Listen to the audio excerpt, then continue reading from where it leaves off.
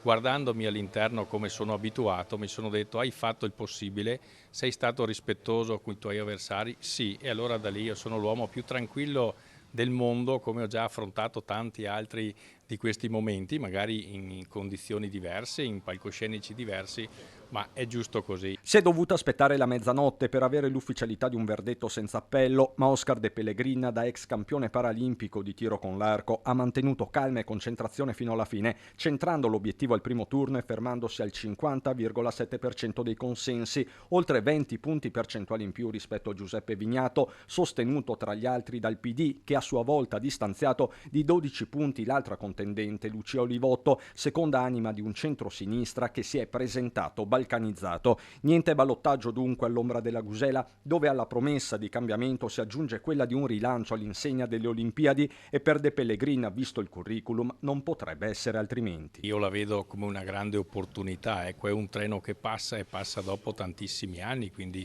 70 anni ora, chissà quando ripasserà, quindi bisogna che il capoluogo insieme alla provincia e a tutti gli enti preposti siano pronti, ecco, ad accogliere e sfruttare, ecco, sicuramente questa opportunità. Lucia Olivotto, già vice sindaca uscente, è pronta a esercitare il suo nuovo ruolo nell'assemblea di Palazzo Rosso. Avremo un gruppo consiliare di 4 persone e quindi siamo pronti a fare il nostro lavoro tra le file della minoranza e saremo a disposizione per collaborare sui temi buoni che ci stanno a cuore per la nostra città, ma al tempo stesso saremo anche pronti a stigmatizzare le cose che noi non condividiamo. Primo partito a Belluno e Fratelli d'Italia che stacca PD e Lega. Chiaro che con il voto di domenica sia cambiata radicalmente la geografia politica cittadina. Resta un dato, quello della disaffezione. A Belluno si è presentato al voto meno di un cittadino su due, poco più del 46,5% del totale, un dato che fa riflettere sia maggioranza che nuova opposizione. Disaffezionarsi alla politica, in particolare alle scelte amministrative locali,